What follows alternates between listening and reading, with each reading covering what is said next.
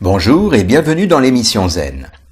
Aujourd'hui, j'aimerais vous parler des dangers du verbe être. Et j'aimerais aussi en profiter pour vous parler de l'intérêt d'utiliser le verbe être.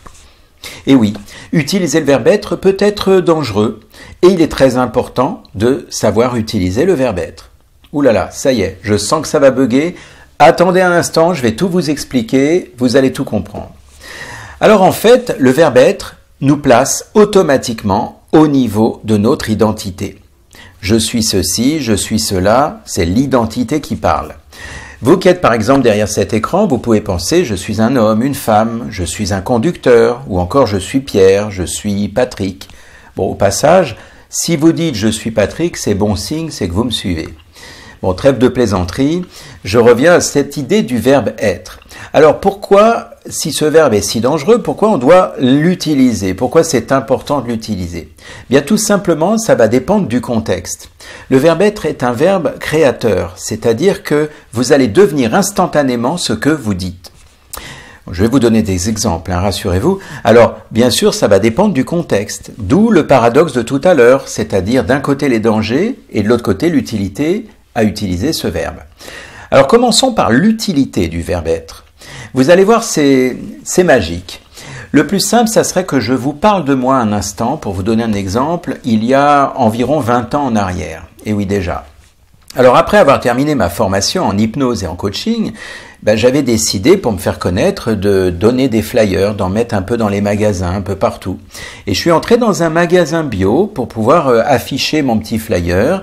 J'entre dans la boutique, je demande au commerçant s'il y a possibilité de le mettre. Puis là, forcément, c'est un commerçant, il a besoin de voir ce qu'il y a dedans, c'est normal. Donc, il regarde, puis il relève la tête et il me dit « Ah, vous êtes hypnothérapeute ?» Et là, un gros bug dans mon cerveau. Première hypnose, c'est magique, en une seule phrase. Et oui, ce commerçant m'avait hypnotisé.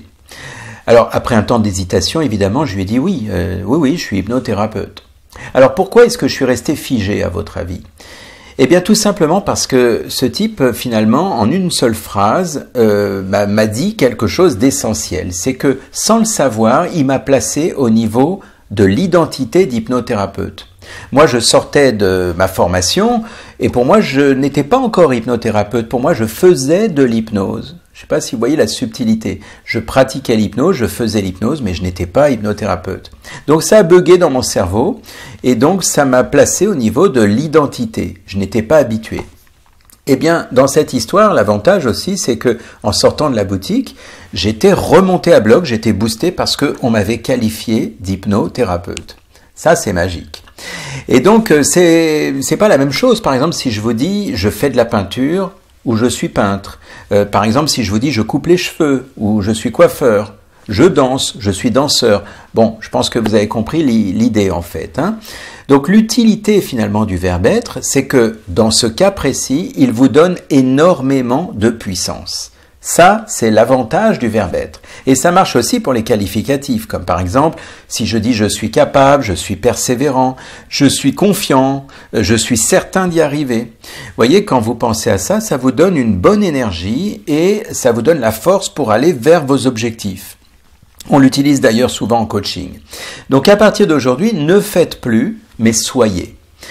Eh bien voilà, je crois que vous avez tout compris, on va donc arrêter ici. Quoi, il manque quelque chose, je le savais.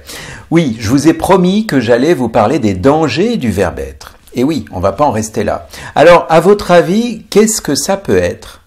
Et oui, donc au premier abord, c'est facile. Si je reprends par exemple mes qualificatifs de tout à l'heure, il suffirait de penser tout le contraire. Par exemple, si je dis je suis capable, je suis doué, ça pourrait donner à l'inverse, je suis nul, je suis incapable. Bon, là, c'est pas compliqué. Et vous allez voir qu'à ce moment-là, ça vous pompe énormément d'énergie. C'est de la pure dévalorisation, si vous voulez. Voilà. Donc, quelque part, ça, c'est pas là-dessus que je voulais mettre l'accent. Mais là où c'est encore plus subtil, là où c'est vraiment particulier, c'est quand il s'agit d'un symptôme ou une action par rapport à mon identité. Alors, si vous êtes prêts, je vais vous expliquer en détail. Et le mieux, ça serait que, encore une fois, je prenne un exemple. Alors là, je vais prendre carrément un exemple de ceux qui viennent me voir en séance, donc pour venir me consulter. Donc là, on va prendre des exemples très concrets. On a par exemple des gens qui viennent me voir en disant « je suis un gros fumeur » ou « je suis boulimique »,« je suis migraineux ». Qu'est-ce qu'on a encore? On a « je suis dépressif » par exemple. Alors ça, j'en ai souvent. Donc si je reprends l'idée de puissance de ce verbe être, ça veut dire que finalement la personne va rester coincée dans son identité de gros fumeur, de dépressif. Vous voyez l'idée? Et là, c'est tout l'inverse de tout à l'heure. Donc finalement, il sera autant indispensable pour booster un métier ou un qualificatif positif, autant il va pouvoir vous dévaloriser et carrément vous bloquer dans votre symptôme ou votre mal-être. Alors, justement, c'est là où on va pouvoir faire quelque chose d'intéressant et c'est là où la mission du jour va consister à booster un petit peu les choses, mais dans un autre sens. Alors vous allez me dire, oui, mais c'est bien gentil tout ça, mais comment on va faire avec le gros fumeur, avec le dépressif? Qu'est-ce qu'on va dire à la place? Eh bien, vous avez le choix. Oui, si vous avez la flemme, eh bien, venez me voir et on va en parler ensemble, c'est pas un problème. Mais si vous voulez vous débrouiller tout seul, eh bien, la mission que je vous propose aujourd'hui, elle est très simple. Vous allez donc repérer en conscience chaque moment où vous pensez être. Par exemple, je suis déprimé, je suis fumeur, je suis colérique, je suis triste. Vous pensez à ça en conscience. Bon, si vous pensez à tout ça en même temps, appelez-moi, ça c'est important. Là, il y a un truc à faire. Voilà, mais sinon, il y a plusieurs versions possibles. Soit vous allez transformer les phrases en action, soit vous allez vous en dissocier. Encore une fois, j'ai besoin de vous expliquer. La méthode où je transforme, c'est-à-dire que quelque part le gros fumeur, le colérique, le boulimique, eh bien quelque part, à l'inverse de tout à l'heure, quand je vous disais il vaut mieux dire je suis peintre plutôt que je fais de la peinture, eh bien là vous allez revenir à l'inverse, à l'action. Si donc je suis un gros fumeur, ben je vais dire je fume beaucoup. Si je me mets en colère, si je suis colérique, je vais dire je me mets en colère. Ça c'est la version transformer.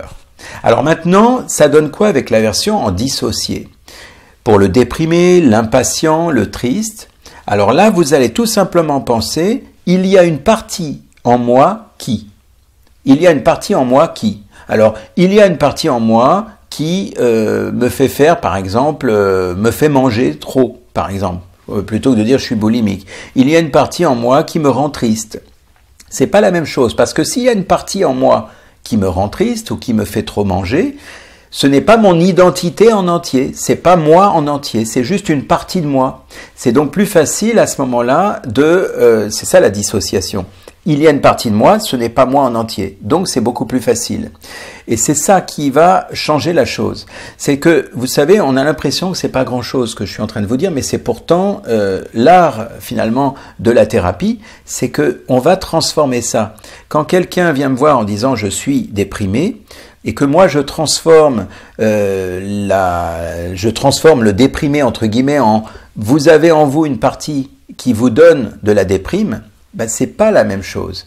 Donc moi je vous propose d'essayer ça en conscience, c'est-à-dire que dès que vous pensez je suis ceci ou cela, je suis craintif, je suis peureux, je suis triste, eh bien vous pensez il y a une partie en moi qui me rend triste. Il y a une partie en moi qui me donne envie de manger. Il y a une partie en moi qui. Vous voyez, c'est facile.